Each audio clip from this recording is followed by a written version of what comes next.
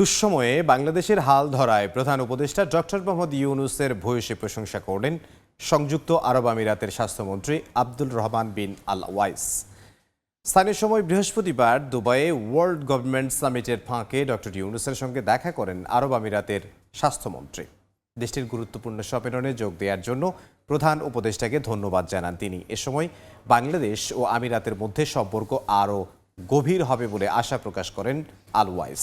এছাড়াও আগামী দিনে দুদেশের মধ্যে স্বাস্থ্য, বাণিজ্য সহ বিভিন্ন খাতে যোগাযোগ সম্প্রসারিত হবে বলেও জানান তিনি। এর আগে বুধবার স্থানীয় সময় রাত 11টায় ওয়ার্ল্ড গভর্নমেন্ট সামিটে যোগ দিতে দুবাই পৌঁছান অন্তর্বর্তী সরকারের প্রধান উপদেষ্টা ডক্টর মোহাম্মদ ইউনূস। ডক্টর ইউনূসকে স্বাগত জানান দেশটির ক্রীড়ামন্ত্রী আহমেদ বেলহল আল ফালাসি।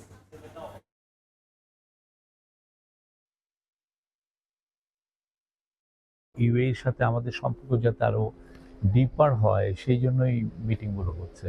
তা অনেকগুলো ইস্যু তো আছে তাদের সাথে, আমাদের সাথে তাদের বিজনেস, ট্রেড এগুলো সম্পর্ক বাড়ছে। আর এট দ্য সেম টাইম আপনি জানেন যে আমাদের ইউএইতে আমাদের ভিসা কিন্তু বন্ধ আছে।